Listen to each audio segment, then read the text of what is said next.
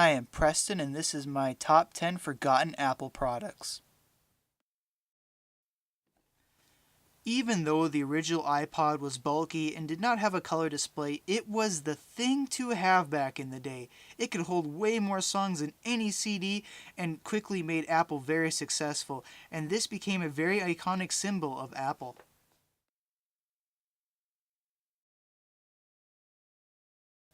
The PowerBook G5 was one of the earliest versions of the soon-to-become MacBook Pro.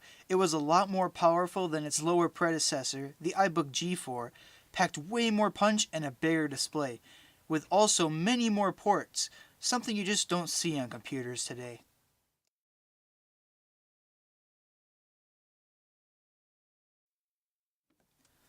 The PowerMac G5 was the last of the PowerMac models to use the PowerPC processors. It was also the last PowerMac model ever released.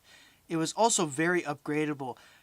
It had 8 RAM slots available for 16 gig of RAM, and it could support up to 16 terabytes of hard drive storage.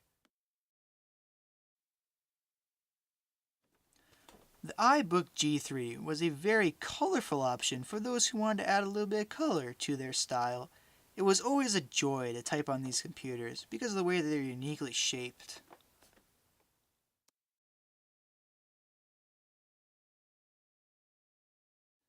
The eMac was a more powerful version of its lower predecessor, the iMac G3, packing more processing power, RAM, and hard drive capacity. These were first released only for school purposes, and schools were also given a discount on some of these computers, but eventually they got their way to the normal consumer market. The Airport Extreme is a fast and easy way to get high-speed internet for the entire household, and it is not well known about, but is always a good option if you want fast speeds with good internet connection.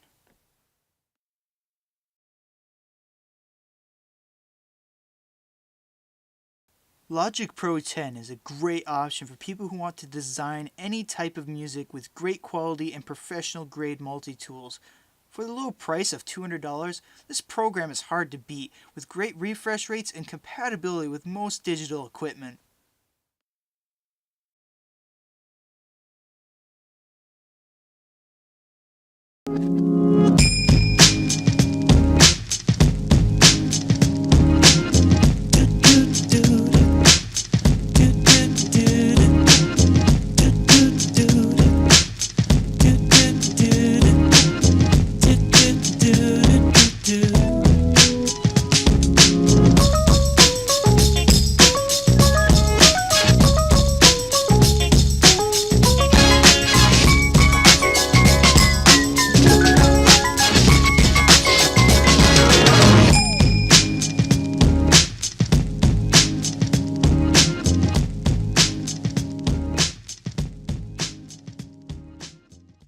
macOS Leopard was a big jump from the previous macOS 9, with a great new look, very fast speeds, and new software like GarageBand.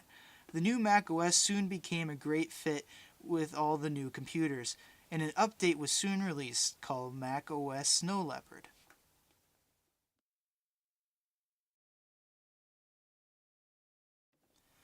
The iPod Hi-Fi was one of the first speakers Apple released. Steve Jobs was particularly proud of it because it looked good in the modern home and sounded even better. With an iPod dock and a battery compartment for D-cell batteries, you could take this wherever you wanted, unlike the new Apple HomePod.